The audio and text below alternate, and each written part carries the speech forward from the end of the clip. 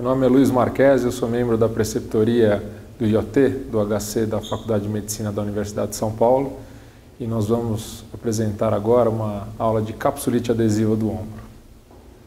Os objetivos dessa aula são diagnosticar a afecção no ombro, saber identificar em que fase que o paciente se encontra e tratar adequadamente esse paciente. A capsulite, ou ombro congelado, ombro rígido, capsulite retrátil, são termos utilizados para designar a mesma doença, caracterizado por dor e uma rigidez da articulação glenomeral.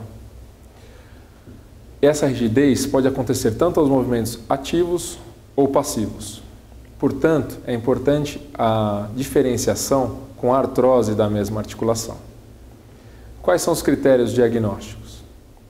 Ombro congelado idiopático vem de uma mobilidade restrita sem um grande trauma ou cirurgia, uma rigidez global sem perda de força, estabilidade ou frouxidão e com radiografias que mostram diminuição do espaço articular normal. Quais são os fatores predisponentes dessa doença?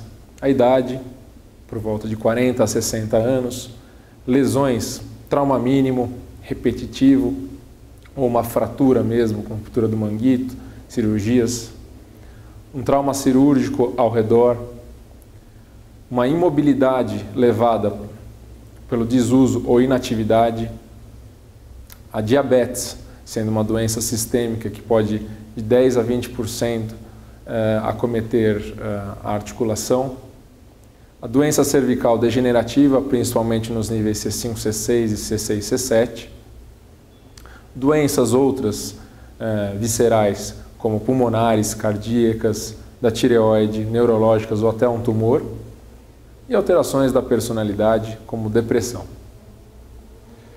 A epidemiologia e história natural dessa doença acomete mais o sexo feminino, na faixa de 2:1, a faixa etária de 40 a 60 anos, porém sem preferência de lado. A dor começa insidiosa, fica intensa rapidamente e o primeiro sinal da doença é a perda da rotação interna. A etiopatogenia, descrita por Nevasier, é uma fibrose que provoca retração da capsular, portanto de origem inflamatória. Já Lundberg acredita que a lesão capsular é de origem fibromatosa, como a doença de Dupuytren. Aí você pode ver na figura a artroscopia de ombro com a membrana sinovial hiperemiada e a cápsula fibrosada.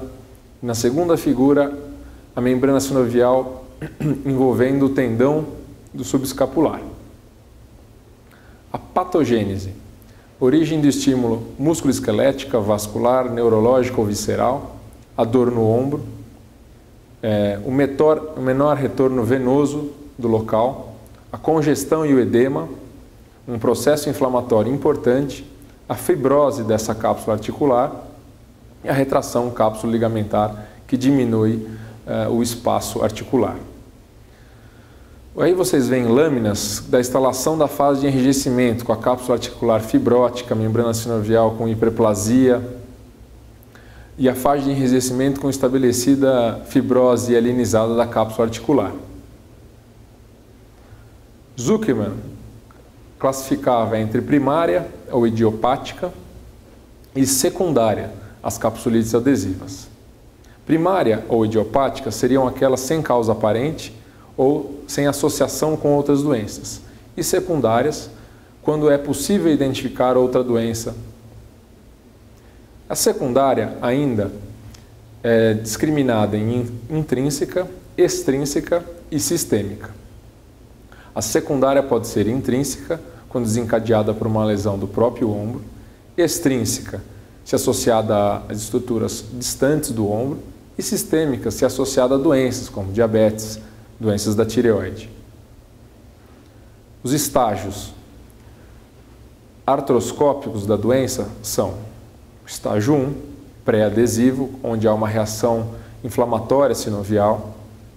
Estágio 2, onde há uma sinovite adesiva aguda, onde tem sinovite proliferativa, o colabamento do recesso e aderência da cápsula ao húmero. Estágio 3 já há uma maturação dessa aderência, uma regressão da sinovite, diminuição importante do recesso axilar. Já o estágio 4 trata-se de um estágio crônico, onde as aderências estão maduras e retraídas, diminuindo importantemente a amplitude de movimento. O diagnóstico diferencial, cabe dizer que há doenças intrínsecas como bursites subacromiais, lesões do manguito rotador, tendinites calcárias, tenossinovites da cabeça longa do bíceps, e extrínsecas, como doenças neurológicas, cardiovasculares, musculares, infecciosas, comportamentais ou até medicamentosas. Aí você vê na imagem a possibilidade da infiltração, o bloqueio anestésico do nervo supraescapular. Aí, as opções terapêuticas de fisioterapia para a amplitude de movimento com o ombro em flexão, extensão, abdução e assim por diante, para o paciente com capsulite adesiva e diminuição dessa amplitude de movimento.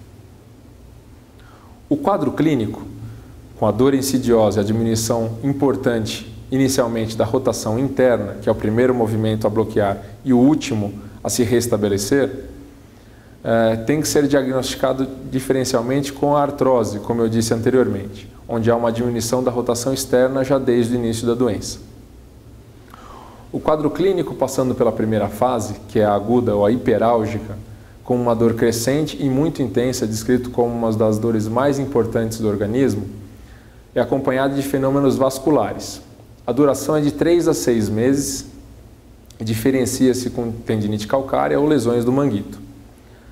O tratamento para essa fase incorre em muitas intervenções do médico: analgésicos, anti-inflamatórios não esteroidais, corticoide de depósito intramuscular, calcitonina, que pode ser intramuscular, ou spray nasal de 2 a 3 meses, principalmente em diabéticos em que não se usa o corticoide, tricíclicos, como a amitriptilina, bloqueio do nervo subescapular, como já citado anteriormente, e a fisioterapia, que tem a grande intenção de manter a amplitude de movimento e não ganhar mais, porque o paciente vai ter muita dor nessa fase.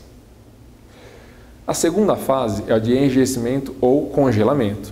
A dor diminui, mas persiste na fase noturna. A fase de enrijecimento cursa com limitação da elevação do ombro, como visto na figura, limitação da rotação interna, limitação da rotação externa. A terceira fase, que é a de descongelamento, tem uma fibrose capsular residual. A dor já diminui importantemente, só que a amplitude de movimento está muito restrita. No raio-x, realizado apenas para diferenciar outras alterações, como a artrose da acromioclavicular, uma tendinite calcária ou outras. A ultrassonografia pode mostrar o espessamento da cápsula articular e fazer o diagnóstico. A artrografia é invasivo e potencialmente doloroso, e é discutível a importância dela no diagnóstico, mas ela mostra uma redução do volume articular, que é um dos diagnósticos da doença. Aí você vê na imagem à esquerda a pneumoartrografia normal com ressexo axilar amplo e a artrografia à direita com a diminuição da cápsula articular e o desaparecimento desse mesmo recesso. A ressonância faz diferencial com outras artropatias. Mostra a diminuição do volume do recesso axilar e o espessamento da cápsula. Portanto, um bom exame para diagnóstico. A fase de enrijecimento ou descongelamento pode ser tratada clinicamente com uma série de As, como eu costumo falar: analgésico, anti-inflamatório, amitriptilina, o amparo psicológico ao paciente que vai ter uma restrição importante no seu dia a dia, o aumento volumétrico, que se faz da cápsula com uma distensão hidráulica com injeção até mesmo de soro e anestésico dentro da articulação, e uma manutenção da amplitude de movimento do ombro. O tratamento cirúrgico baseia-se em ligamentotomias, capsulotomias ou realização de uma descompressão dessa cápsula por via aberta. A via artroscópica é menos invasiva e evita a formação de novas aderências. Aí na figura da esquerda, vocês podem visualizar uma aderência intracapsular.